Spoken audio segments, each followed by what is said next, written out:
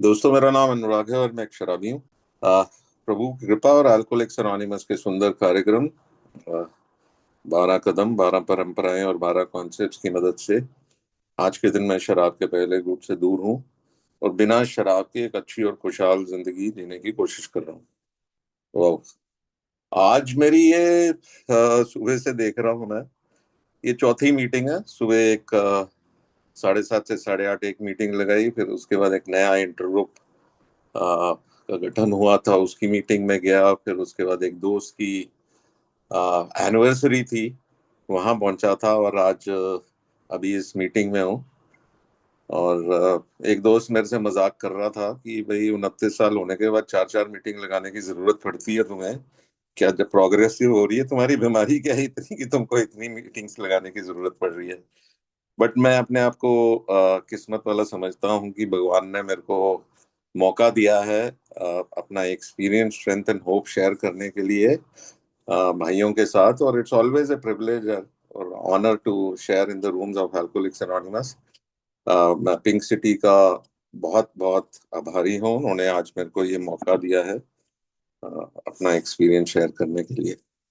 दोस्तों, आज का टॉपिक बड़ा इंटरेस्टिंग टॉपिक है, उसके लिए मैं स्मृति का धन्यवाद करना चाहूंगा। इन्होंने दो तीन टॉपिक्स सजेस्ट किए थे और मुझे ये लगा यार यहाँ ये एक ऐसा टॉपिक है जिसमें मेरे को अभी बहुत काम करना है, तो why not take this topic. और इस पे मैं काम भी करूंगा और इस पे कोशिश करूंगा अपना जो एक्सपीरियंस है उसको शेयर करने के लिए भी। सो दोस्तों, आज का जो टॉपिक है एज बिल सीज इट में, आई थिंक पेज 271 पे ये दिया गया है। और इसमें बिल डब्ल्यू ने बड़े सरल शब्दों में ये लिखा है कि ऑल ये progress can be reckoned in terms of just two words, humility and responsibility. Our whole spiritual development can be accurately measured by our degree of adherence to these magnificent standards. बिल्कुल बड़े सरल शब्दों में bill ने ये कहा है यार कि ए की जितनी भी उन्नति है या जितनी भी प्रोग्रेस है, बिल्कुल ए मतलब फेलोशिप की भी और मेरी अपनी भी, तो वो ये दो इम्पोर्टेंट शब्द है, बहुत ही खूबसूरत शब्द है, जो है विनम्रता और रिस्पॉन्सिबिलिटी, जिम्मेदारी, जो कि मैं अपनी जिंदगी में देखता हूँ। तो फाइनली ये कहीं आसपास भी नहीं थी अल्कोहलिक्स अनोनिमस में आने से पहले। मैं और नम्रता, विनम्रता और जिम्मेवारी, ये दो ऐसी शब्द थे जो कि मैं इनके आसपास भी नहीं इस पे उतरता था। इनफैक्ट 2-3 दिन पहले किसी एक मीटिंग में एक भाई ने शेयर किया था कि विनम्रता एक ऐसी चिड़िया है जो मेरे खेत के आसपास भी नहीं घूमती। और मेरे हिसाब से सिर्फ विनम्रता ही नहीं, एक जिम्मेवारी भी एक ऐसी चीज है जो कि मेरे आसपास कभी, जब मैं शराब पीता था या मेरे ए में आने से पहले के जीवन में, कभी ये बहुत कमी रही है इन दोनों चीजों की। टू बी वेरी ऑनेस्ट, इनके बारे में कभी सोचा ही नहीं था मैंने ए में आने से पहले। ये तो ए में आके पता चला कि ऐसे भी कुछ शब्द होते हैं जिसपे मेरे को, इस पे चलने की जरूरत है। अ, अक्सर मीटिंग्स में हम लोग सुनते हैं यार कि शराबी जब शराब पीना शुरू करता है, नॉर्मली कई लोग तो मजाक में भी कहते हैं, और उसके बाद जब हम लोग ए में आके शराब से दूर होते हैं, जो हमारी मानसिक स्थिति है वो बेसिकली वहीं रह जाती है जब हमने शराब पीनी शुरू की थी। दैट इज अबाउट 14-15 ईयर्स मेरे केस में। जब मैंने शराब पीनी शुरू की थी और जो मेरी मेंटल स्थिति थी, जो मेरी मेच्योरिटी लेवल था, वो बिल्कुल वहीं का वहीं है। और बाकी बहुत समय लगा मेरे को अल्कोहलिक्स एनोनिमस में आने के बाद ही थोड़ा और मेच्योर होने के लिए।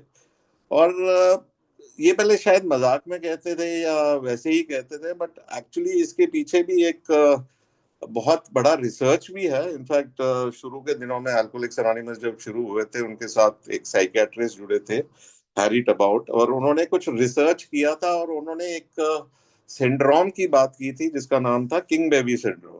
और वो ज्यादा ये सिंड्रोम अल्कोहलिक्स एनोनिमस के, अल्कोहलिक्स क्या, शराबियों के या जो भी जिनको एडिक्शन की समस्या है उनको ये समस्या रहती है।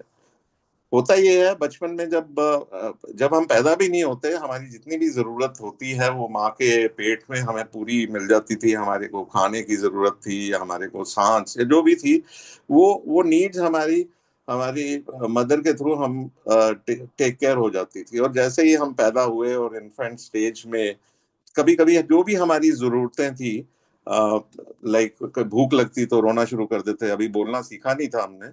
और तो हर बच्चे के साथ ये होता है, सिर्फ मेरे साथ या आप लोगों के साथ नहीं, सब हर किसी के साथ ये होता था कि जब भी हम लोग जब रोना, छोटा बच्चा होता है, जब उसको भूख लगती है रोता है, उसको कहीं दर्द होती है रोता है, और इंस्टेंटली उसको आसपास मदर या बाकी लोगों का अटेंशन मिलता है, और जल्दी से जल्दी उसकी नीड्स को पूरे होने की कोशिश रहती है, और सब लोग सेटिस्फाई करते हैं ये नीड्स। बहुत से लोगों में तो समय के साथ साथ जैसे वो बढ़ते जाते हैं, उनको थोड़ी बहुत समझ आने लग जाती है कि भाई ये जो इन्फेंसी वाला जो स्टेट है, धीरे धीरे बड़े होंगे, कई चीजें हमारी हमारी इच्छाओं से पूरी होंगी, कहीं लोगों से नहीं पूरी होंगी, और लोग ग्रेजुअली बढ़ते रहते हैं और मेच्योरिटी की तरफ बढ़ते जाते हैं। पर मेरे जैसे शराबी और मेरे जैसे लोगों के साथ ये थोड़ा डिफरेंट था। मेरी पर्सनालिटी का एक हिस्सा यही था कि मेरे को इमीडिएटली सेटिस्फैक्शन चाहिए थी। इमीडिएटली जो मेरी इच्छाएं होती थी उसको पूरी करनी बहुत जरूरी थी, और इमीडिएटली ही ग्रेटिफिकेशन ढूंढने के चक्कर में रहता था। कई लोग इससे आउटग्रो करके वो एक नॉर्मल ह्यूमन बीइंग की तरफ चले जाते हैं, पर मेरे जैसे जो आदमी जिसमें थोड़ी अल्कोहलिक पर्सनालिटी कह लो या एडिक्टिव पर्सनालिटी कह लो, उनमें कुछ ट्रेड्स हैं जो कॉमन पाए जाते हैं, और डॉक्टर हैरी टैबॉट ने बड़े सरल ढंग से हमें समझाया है कि ये लोग अक्सर चाहते क्या है। ऑनेस्टली जब तक मैंने ये आर्टिकल को पढ़ा नहीं था, मैं यही सोचता था यार, मैं बेसिकली कहीं मेरी पर्सनालिटी में डिसऑर्डर है, जिसके कारण मैं ऐसा बिहेव करता हूँ, और जिसके कारण मैं कोई ना कोई मतलब शराब की तरफ में। तो उनका ये कहना है कि जो किंग बेबी मेंटालिटी है, किंग बेबी या क्वीन बेबी, अगर शी इज अ लेडी, तो उसके बारे में कहते हैं कि उनके तीन बेसिकली मोटिव्स होते हैं। एक तो पावर, वो लोगों को कंट्रोल करना चाहते हैं, और इस हिसाब से कंट्रोल करना चाहते हैं कि उनकी जो नीड्स है वो नंबर वन प्रायोरिटी पे रहे। दूसरा, वो अटेंशन सीकर्स हैं, हमेशा उनको कोई ना कोई अटेंशन चाहिए, हमेशा या तो वो सेंटर स्टेज पे रहे या कहीं ना कहीं उन पे ऊपर ही फोकस होता रहे। जैसे हम अंग्रेजी में हम अपने किताब की लैंग्वेज यूज करें तो कहते हैं self centred, selfishness, self seeking, अपने प्लेजर को ढूंढने के लिए। और तीसरा बात तो जो उन्होंने कहा था, प्लेजर, प्लेजर के पीछे काफी भागते हैं, और इंस्टेंट ग्रेटिफिकेशन उन्हें चाहिए था। और ये सारी ट्रेड्स मेरे में तो कूट कूट के भरी हुई थी, और मेरे में और भी कुछ उन्होंने करीब 20-25 ट्रेड्स उन्होंने लिस्ट डाउन किया था उस आर्टिकल में, जिनमें से दो चार जो मेरे साथ होता रहा है वो मैं ये बताना चाहूंगा। पहली बात तो ये है कि मैं बड़ी जल्दी एंग्री हो जाता हूँ अगर लोग मेरे हिसाब से ना चलें तो। दूसरा, मैं हमेशा दूसरों से अप्रूवल सीख करने की ही कोशिश करता था कि लोगों के पसंद आता रहूं, लोग मेरे को अच्छा लगे, मतलब लोग मेरे को पसंद करते रहे। शुरुआत किसी काम में अगर शुरू करना होता तो बड़े अच्छे ढंग से करता था, वरना मैं उसको पूरा ही नहीं करता था। और मतलब ये सारी पर्सनालिटी का अगर निचोड़ निकाला जाएगा तो मेरी पर्सनालिटी बिल्कुल इसमें फिट बैठती थी कि मैं एक अहंकारी आदमी था, with very low self esteem. मतलब इसमें कहते हैं ना, alcoholic is ego मैनियाक with inferiority complex. Inferiority complex में मैं कूट कूट के भरा हुआ था, और पर अपने आप को मैं कुछ ना कुछ समझता था, कहीं ना कहीं मेरे को ये लगता था कि मैं कुछ हूँ। एक्चुअली पहले कुछ मेरे था नहीं। और उसके बाद मेरी जिंदगी में शराब आ गई। शुरू शुरू में बड़ा अच्छा लगा, मेरी जो अंदर की जो इनहेबिशन थी उससे मैं दूर होता रहा। कुछ कुछ मैं जो लोगों से मिलना जुलना, जो मेरी शर्म थी वो जाती रही। मैं डांस भी करने लग जाता था दो चार पैग लगाने से। लड़कियों के साथ बात भी कर लेता, जो जो वैसे मैं बिना शराब के या बिना कॉन्फिडेंस के करता नहीं था। मेरे को यही लगता था कि शायद कोई दूसरा आदमी मेरे को पसंद करे या ना करे। तो ये सारी फीलिंग्स और ये सब करते करते जब जिंदगी में शराब आई, धीरे धीरे धीरे धीरे मेरे को उसमें मजा आने लगा, और फाइनली एक स्टेज ऐसे आ गई कि जिंदगी को मैं फेस नहीं कर सकता था, और शराब मेरे लिए एक बड़ा इम्पोर्टेंट हिस्सा बन गई थी, और लाइफ से भागने के लिए। कोई सिचुएशन लाइफ की होती जो हैंडल नहीं कर सकता था, उसके लिए बेस्ट क्या, 2 पैक पियो और भूल जाओ। किसी से के साथ लड़ाई होती थी, लोगों को सीधे ढंग से मैं जवाब नहीं दे सकता था, इसलिए शराब पी के अंदर ही कुड़ता रहता था। किसी से गुस्सा हुआ, शराब मेरे पास थी। किसी के साथ कोई डर लग रहा था, तब मेरे को शराब चाहिए होती थी। मैं हर इस प्रॉब्लम का सोल्यूशन शराब में ढूंढने की कोशिश करता था। और बेसिकली जिंदगी को फेस करने के लिए नहीं, जिंदगी से भागने के लिए मैं शराब की तरफ जाता था। मैं शुरू की बात नहीं कर रहा, पर gradually over a period of time, जब जैसे जैसे शराब मेरी जिंदगी में बढ़ती गई, वैसे वैसे मेरे को ये चीजें मिलती रही, वैसे वैसे मेरे अंदर ये सिचुएशंस रही। और नम्रता तो भूल ही जाओ, मैं हर चीज अपने हिसाब से करना चाहता था। जो लोग मेरे हिसाब से काम करते थे तो बहुत बढ़िया है, जो नहीं करते थे वो मेरे सबसे बड़े दुश्मन, और उनके साथ मेरी लड़ाइयाँ हमेशा चलती रहती थी। जिम्मेवारी की बात करते हैं, second part of the topic is responsibility. और मैं रिस्पॉन्सिबिलिटी की तरफ लेना ही नहीं चाहता था यार। रिस्पॉन्सिबिलिटी से भागने के लिए फिर मैं शराब का सहारा ढूंढता था। मुझे कोई घर की कोई रिस्पॉन्सिबिलिटी नहीं, बाहर की नहीं, काम की भी, हमेशा मैं अपने से कोई बड़े व्यक्ति के ऊपर ही जिम्मेवारी थोपता था। और मेरे को ये लगता था यार ये बंदा है तो मैं बच जाऊंगा रिस्पॉन्सिबिलिटी लेने से। मतलब मेरी बेसिक पर्सनालिटी में ये दो जो ट्रेड्स थे, शराब पीने के दौरान या शराब से पहले कहीं आसपास थी नहीं। और फिर जब मैं अल्कोहलिक्स एनोनिमस में आया, ये दो चीजें हजम करने में बड़ी समस्या लगी मेरे को। करीब 15 महीने लग गए। एक तो अपनी ईगो को क्रश करके ये मानने के लिए कि मैं किसी से हार मान लूं यार। अल्कोहलिक्स एनोनिमस में आने के बाद मैं एक्सपेरिमेंट करता रहा, ये प्रूव करने के लिए कि मैं शराबी नहीं हूं, मैं आप जैसा नहीं हूं, और मैं पावरलेस नहीं हूं शराब के सामने, और जब भी चाहूं मैं छोड़ सकता हूं। बार बार एक्सपेरिमेंट करने के बाद, कुछ गैप्स देने के बाद, कभी कंट्रोल ड्रिंकिंग करता था, कभी ज्यादा कर लेता था।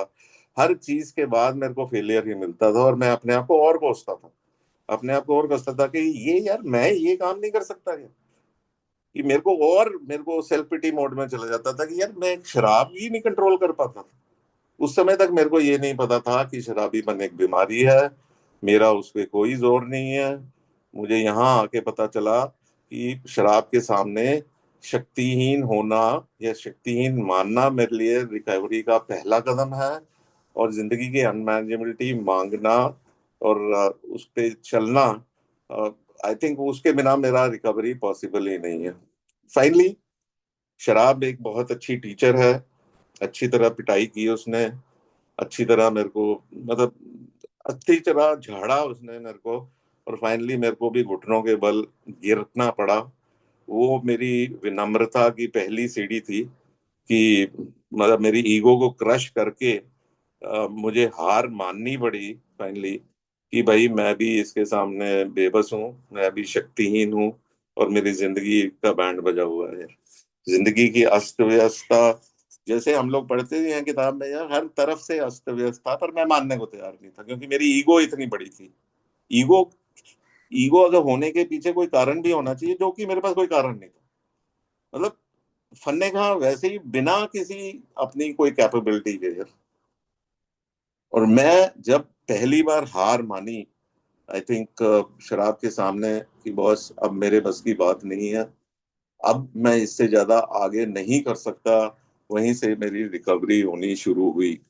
और जब मैंने माना, और मेरे को मेरे स्पॉन्सर ने उस समय ये कहा कि बॉस, जब तक तेरे को पता नहीं था एक बीमारी है, जब तक तेरे को ये नहीं पता था कि इसने, तू इसके सामने शक्तिहीन है, जब तक तो ठीक है।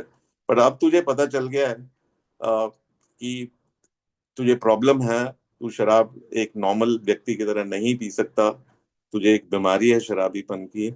अब तेरी जिम्मेवारी बनती है, तेरी रिस्पॉन्सिबिलिटी है कि तू अब इस पे अपना इलाज करा। उन्होंने सिंपल एग्जाम्पल दिया कि भाई अगर किसी को कोई बीमारी होती है तो जब तक पता नहीं होता तो वो नॉर्मल चलता रहता है, पर जब उसे पता चलता है तो वो बड़े से बड़े डॉक्टर के पास चला जाता है, या बड़े से बड़े हॉस्पिटल में जाकर अपना इलाज कराना शुरू करता है। कहते अब तेरी जिम्मेवारी है, तेरी रिस्पॉन्सिबिलिटी है अपना इलाज कराने के लिए, और उसके लिए तू जो जो तेरे को तरीके बताए जाते हैं उनको फॉलो कर। और अल्कोहलिक्स अनोनिमस में आया था तो पता चला कि यार अ, ये एक तरीका है जिसपे आज दुनिया में, उस समय भी 20 लाख से ज्यादा लोग थे जो इन कार्यक्रम को अपनी जिंदगी में अपनाकर ठीक हुए हैं। और मैंने ज्यादा अपना सोचना बंद कर दिया और अपने दोनों हाथ आप लोगों के हाथों में दे दिया, और जैसे जैसे आप लोगों ने मेरे को कहा है वैसे वैसे मैं करता गया। और मतलब सबसे पहली रुकावट मेरी रिकवरी में सबसे पहले मेरी ईगो थी, जो कि वो मेरे को मानने को तैयार ही नहीं होने देती थी कि भाई मैं शक्ति हूँ नो। और उसके बाद स्टेप 3 में मेरे को और भी तकलीफ हुई कि यार मैं एक ऐसी शक्ति के हवाले कैसे, जिसको मैं समझता नहीं हूँ, जिसके बारे में मेरे को कोई ज्ञान नहीं है। यहाँ कहते हैं ना कि made a decision to turn our will and our lives over to the care of God as we understood him. तो मुझे इस गॉड के कॉन्सेप्ट के बारे में कोई क्लैरिटी थी नहीं। तो पर फिर भी ये कहना कि मैंने एक डिसीजन ले लिया और अपने आप को और अपने विचारों को इस ऊंची शक्ति के हवाले कर दिया जिसकी मेरे को कोई समझ नहीं थी। बट मेरे पास कोई चारा था नहीं है। शराब ने अच्छी ऐसी पिटाई की थी कि मेरे को और कुछ दिख ही नहीं रहा था। तो फाइनली मेरे को यहाँ भी मेरी ईगो को क्रश होके मेरे को एक डिसीजन लेना पड़ा कि यस यार मेरे को अपने आप को और अपने विचारों को इस शक्ति के हवाले कर देना, जिसके बारे में मेरे को अभी कोई नॉलेज नहीं है और जिसके बारे में कोई समझ नहीं है, पर मैंने कर दिया। एंड बेस्ट पार्ट ये हुआ, ये दो स्टेप 1 2 3 करने के बाद मेरा जो शराब पीने का ऑब्सेशन है वो जाता रहा यार। शराब पीने की जो इच्छा थी, जो घंटी बजती थी एक पर्टिकुलर टाइम पे, वो जाती रही। और लाइफ में सुधार आना शुरू हुआ। और फिर मैंने ये देखा यार कि ग्रेजुअली शराब तो चली गई, अब बाकी सब कुछ ठीक हो रहा है धीरे धीरे। मैं पूरी शिद्दत के साथ मीटिंग्स भी अटेंड करता, जहां भी मौका मिलता अपना योगदान देने की कोशिश करता, सेवा की। और मैं धीरे धीरे मीटिंग्स भी लगातार वेरी पैशनेटली लगाता और लोगों की मदद करने के लिए उन लोगों के साथ जुड़ जाता जो किसी भी एक्सटेंड तक जाने के लिए तैयार थे। उस समय हम लोगों को ज्यादा फोकस कदमों की तरफ इतना ज्यादा नहीं था। फेलोशिपिंग वॉज वेरी इंपॉर्टेंट टूल और जिसने मेरी जिंदगी में काफी काम किया। सारा सारा दिन हम लोग इकट्ठे रहते थे, किसी दोस्त की फैक्ट्री में, किसी के घर में, या कहीं ना कहीं हम लोग एक्टिविटी में जुड़े रहते थे। और बड़े प्यार से धीरे धीरे मेरे अंदर कुछ जिम्मेवारियां आनी शुरू हुई। सबसे पहले जिम्मेवारी मेरे को घर से ज्यादा, सबसे पहले अल्कोहलिक्स अनोनिमस के कमरों में मैंने जिम्मेवारी लेनी शुरू की। और यहाँ ये भी कहा जाता है यार, यहाँ एक ऐसी जगह है, यहाँ सीख के फिर मेरे को अपने घर में अप्लाई करना पड़ता है। तो मैंने शुरू में, मैं जैसे ही सोबर हुआ था, मेरे साथ जो कुछ मेंबर थे जिन्होंने हमारी यहाँ मीटिंग शुरू की थी पंचकुला में, उनका कहीं दूसरे शहर में ट्रांसफर हो गया। और बेसिकली मीटिंग्स को चलाने की मेन जिम्मेवारी मेरे ऊपर आई। और मैंने बड़ी शिद्दत से अकेले ही मीटिंग्स करनी शुरू की। कुछ लोग जुड़ जाते थे, कुछ आते थे, कुछ नहीं आते थे। बट मेरी कोशिश होती थी कि यार मैंने यहाँ पहुंचना है, मीटिंग से पहले चेयर्स लगानी है और बाकी काम भी जो एक रिस्पॉन्सिबल चेयर का होता है मीटिंग के लिए, वो करना शुरू कर दिया। एंड मुझे ये भी याद है कि मेरा पागलपन इतना था कि पागलपन ही कह सकता हूँ मैं, कि एक दिन मेरी डॉटर का बर्थडे था, अभी आई थिंक सेकेंड ईयर था उसका। और मैं घर में, मेरी पार्टी चल रही है और कुछ ए मेंबर्स मेरे घर में आए हुए हैं, कोई बड़े क्लोज फ्रेंड। और मैंने फिर भी उन लोगों को बीच में छोड़ के मैंने कहा चला जाके मैं जाता हूँ, मीटिंग खोल के आता हूँ कि कहीं कोई नया शराबी वहां पहुंच ना जाए। मतलब पूरी कट्टरता के साथ मैं वहां पहुंच जाता था मीटिंग में। और ये कि भाई मेरी एक जिम्मेवारी है जो कि मेरे को पूरी निभानी है, और उसको मैं I will go to the extremes to follow that. और ये भी एक पर्सनालिटी का एक नेगेटिविटी है कि जो काम करना है एक्सट्रीम में करना है। और ये भी मैं करता रहा। और ग्रेजुअली धीरे धीरे सिर्फ अल्कोहलिक्स अनोनिमस की मीटिंग नहीं, मैं धीरे धीरे घर में आकर अपने परिवार में भी अपनी जो बेसिक जिम्मेदारी थी वो लेनी शुरू कर दी है। मैं एक पति था, एक started becoming a responsible husband. बच्चे थे, ये बात डिफरेंट है कि मैंने बच्चों को होमवर्क इतना नहीं कराया, मेरा ज्यादा समय अल्कोहलिक्स अनोनिमस में गुजरा। बट एज ए फादर जो कुछ मैं प्रोवाइड कर सकता था वो प्रोवाइड करने की पूरी कोशिश की। मैं एक समय के साथ साथ मैं एक रिस्पॉन्सिबल बेटा भी बनाऊं, जो कि मैं आसपास नहीं होता था, क्योंकि हर चीज के लिए मैं अपने पिताजी को ही उनके ऊपर ही सारी रिस्पॉन्सिबिलिटी थोपता था। और यही कहता था कि यार वो लोग हैं बैठे हुए हैं, उनको करने दो सब कुछ, मैं क्यों जिम्मेवारी दूं। और वो जैसे एक छोटा बच्चा होता है ना, कि भाई रिस्पॉन्सिबिलिटी से भाग जाने की आदत थी। बट ग्रेजुअली अल्कोहलिक्स अनोनिमस ने मेरे को ये सिखाया कि मेरे को सिर्फ ये में नहीं, अपने परिवार के साथ भी उतनी जिम्मेवारियां लेनी बहुत जरूरी हैं। और ग्रेजुअली मैं बड़ा अपने आप को लकी समझता हूँ यार, कि मुझे कुछ साथ ऐसा मिला, कुछ मेरे स्पॉन्सर ने मेरे को गाइड ऐसे किया, कुछ दोस्त ऐसे मेरे को शुरू की जर्नी में ऐसे मिले जो कि मेरे को पूरा योगदान देते थे। और जहां जहां मैं कहीं फंसता था, जहां जहां कहीं प्रॉब्लम आती थी, वहां जाके मुझे सहयोग देते थे और मेरे को गाइड करते थे। आ, एक समय आया कुछ रिकवरी में काफी साल होने के बाद, कहीं ना कहीं मेरे को जिंदगी की अस्त व्यस्तता बनी हुई थी, रेस्टलेसनेस भी थी, इरिटेबिलिटी भी थी। मेरे जो पेज 52 पे वो जो मैलेडीज थी, स्पिरिचुअल मैलेडीज, वो भी उभर के बाहर आ रही थी। शराब नहीं पी रहा था, ए में काम कर रहा था, बट ये सारी चीजें मेरी चल रही थी। मैं खुश नहीं था रिकवरी में रहने के बाद भी। पहले मैंने यही सोचा था यार, कि शराब चली जाएगी, बाकी सारी प्रॉब्लम सॉर्ट आउट हो जाएंगी, लाइफ बल्ले बल्ले हो जाएगी, सब कुछ ठीक ठाक हो जाएगा। बट ग्रेजुअली बिना शराब के लाइफ फेस करना, लाइफ के चैलेंजेस भी थे। मेरे को ए के टूल्स मिलते थे, कुछ टूल्स मैं अप्लाई करता था, कुछ नहीं करता था। स्टेप्स को मैंने पूरी तरह से इतना ध्यान नहीं दिया। जैसे मैं पहले भी कई बार शेयर कर चुका हूँ कि मैं अल्कोहलिक्स एनोनिमस में आने के बाद करीब 15 साल लग गए मेरे को स्टेप 4 की तरफ बढ़ने के लिए। पहले मैंने स्टेप 1 2 3 करके सीधा ही 12वें कदम पे जाके लोगों को तो मैसेज पास करने की कोशिश करता था। बट 15 साल की रिकवरी में आने के बाद जब मैंने अपनी कदमों को अपने जीवन में अपनाना शुरू किया, तब एक्चुअली पता चला मेरे को कि मैं क्या हूँ। नॉर्मली मेरे को यही लगता था यार, मेरे में कोई कमी नहीं है, मैं अपने आप को बहुत ही बेहतर इंसान समझता था। मैं कभी किसी के पैसे नहीं मारे, ना कोई और उल्टे सीधे काम किए। और मुझे यही लगता था कि मैं बेसिकली अच्छा इंसान हूँ, मेरे को स्टेप्स करने की जरूरत नहीं है। और जनरली उस समय कुछ व्यक्ति ऐसे थे कि स्टेप्स को थोड़ा सा हवा बनाया हुआ था, जो एक्चुअली था नहीं, और मैं उससे भागता रहा। बट फाइनली ये कहते हैं ना अल्कोहलिक्स एनोनिमस में कि पेन इज टचस्टोन और ऑल स्पिरिचुअल प्रोग्रेस। और मेरे को पेन हुआ यार, मैं जो जिंदगी जी रहा था वो मेरे से ज्यादा बर्दाश्त नहीं हो पा रही थी। और फिर जब मैंने स्पॉन्सर के साथ दोबारा उसको उनको अप्रोच किया कि भाई अब मेरे को मदद करो इस बारे में, तो उन्होंने मेरे को ये कदमों की तरफ गाइड किया। और मैं ये नहीं कह रहा हूँ कि मेरे अंदर नम्रता भी नहीं आई और जिम्मेदारी नहीं आई। हाँ, कुछ हद तक मैं विनम्र भी हो गया था अपने हिसाब से। आई डोंट नो, बाकी दुनिया को ज्यादा पता है मैं कितना विनम्र हुआ था। बट ग्रेजुअली थोड़ी थोड़ी जिम्मेदारियां भी लेनी शुरू कर दी थी। बट जिसे कहते हैं ना happy joyous and free life, वो मैं फिर भी नहीं जी रहा था। और जब फाइनली मैंने अपने कदम अपने जीवन में करना शुरू किया, ग्रेजुअली और मेरे अंदर खुलासा होने लगा। और मेरे अंदर और मतलब मेरी ईगो, अल्टीमेटली मेरे जैसे शराब की सबसे बड़ी प्रॉब्लम ये थी कि मेरी ईगो बहुत बड़ी थी। और उनको बार बार क्रश करने के लिए ये कदमों का बहुत बड़ा योगदान रहा है।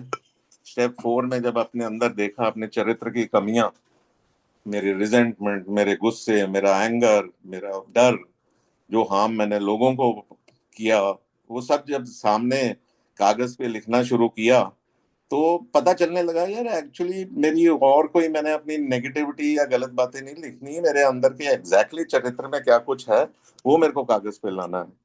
और उसके बाद विनम्रता का सबसे बड़ा जो अ, मतलब किसी के सामने स्टेप 5 में जब मैंने उसको शेयर किया, आई थिंक पूरी तरह नंगा हुआ और अपने बारे में किसी को बताया कि कैसे मैं क्या था एक्चुअली, तो वो आई थिंक ईगो क्रश करने में उसका बहुत बड़ा योगदान है।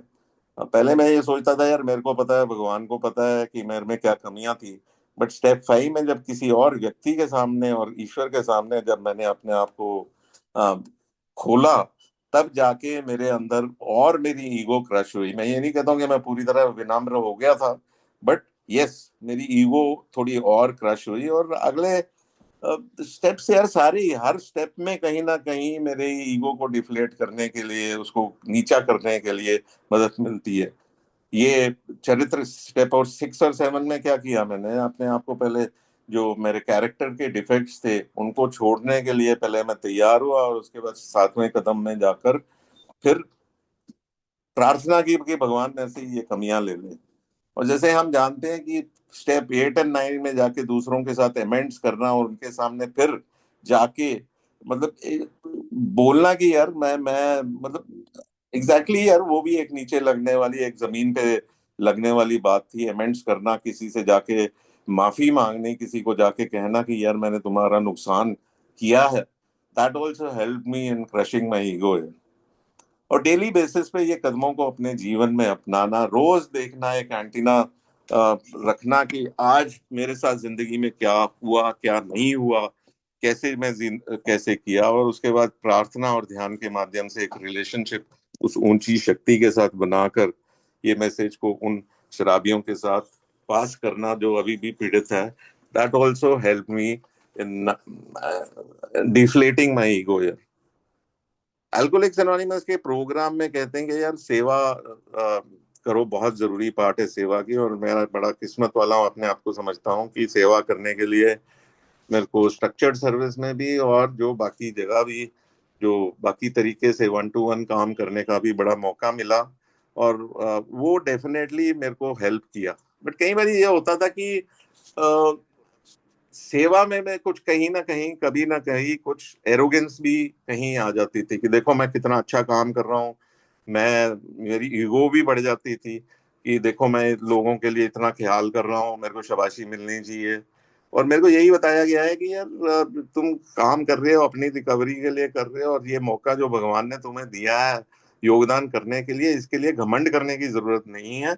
आपको इसको एज ए गिफ्ट लेना है और इसको आगे बढ़ाते जाना है। और ग्रेजुअली फिर भी कहीं ना कहीं अहंकार उठ के ऊपर आता था कि यस यार, देखो मैं इतना काम कर रहा हूँ। But gradually over a period of time चीजें बदलती गई, समय के साथ थोड़ी और मेच्योरिटी आती गई। प्रोग्राम को मैंने अपनी जिंदगी में एक्चुअल बेसिस पे जब प्रैक्टिस करना शुरू शुरू किया, तो मैं धीरे धीरे कह सकता हूँ कि ये दो मैग्निफिसेंट स्टैंडर्ड्स की तरफ बढ़ने लगा। और सिर्फ 12 कदम ही नहीं है, 12 परंपराओं में भी बहुत चीजें ऐसी हैं जो मेरे को ये कहती हैं कि यार you're not the super boss or you're not the best person here। सारे सारे जो परंपराएं हैं, सबका फोकस यही है कि हम लोग अपने ग्रुप की यूनिटी बनाए रखें। उसके लिए मेरे को अपनी मैं को पीछे रखना है। ट्रेडिशन 1 क्या कहता है, कॉमन वेलफेयर को सबसे ऊपर रखना है। अपनी पर्सनल जो एम्बिशन है उसको साइड पे रख के ग्रुप की बेहतरी के लिए क्या करना चाहिए। ट्रेडिशन 2 भी क्या कहता है कि जो भी ग्रुप के फैसले होंगे, वो अनुराग ने ग्रुप शुरू किया, इसका मतलब ये नहीं कि अनुराग की मनमर्जी चलती रहे। ये सब हम कलेक्टिवली डिसीजन लेंगे कि कोई भी ग्रुप को कैसे चलना चाहिए। ये एक व्यक्ति के पिताजी की कोई जागीर नहीं है। इसके लिए तुम as a one member you are part of the whole group, और इकट्ठे मिलकर आप लोग ये फैसला कर सकते हैं।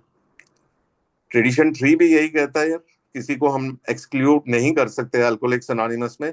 सब इंक्लूड है, कोई भी व्यक्ति, किसी को भी शराब की समस्या है, he can be A member of alcoholics anonymous. और धीरे धीरे मतलब प्राइमरी पर्पस को लेकर हम लोग कहीं और भी जितने भी हमारे ट्रेडिशन है, वो सब हमको यही कोशिश करते हैं कि एज ए ऑर्गेनाइजेशन हम लोग विनम्र बने रहें, सो दैट ज्यादा से ज्यादा लोग हम हमारी तरफ अट्रैक्ट हों और हमारे साथ जुड़कर वो भी रिकवरी पा सकें।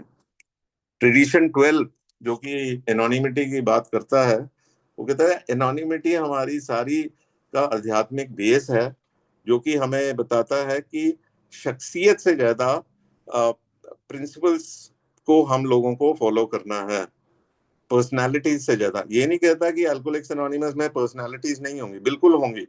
उन पर्सनालिटीज को देख के मैं अल्कोहलिक्स एनोनिमस में अट्रैक्ट हुआ हूँ। बट फाइनली जब भी मेरे को कोई ग्रुप का या alcoholics anonymous as a whole के लिए फैसला करना है, मैं ये नहीं कि जो पर्सनालिटी कह रहा हूँ उस हिसाब से जाऊं, मैं कलेक्टिव जो अल्कोहलिक्स एनोनिमस के लिए बेहतर है, जो मेरी आत्मा बात करती है, उस हिसाब से काम करूं।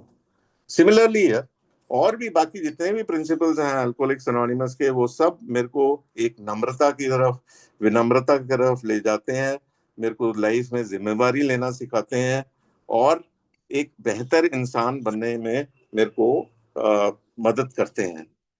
सो आई थिंक इतना ही मैं शेयर करूंगा। Thank you very much for letting me share.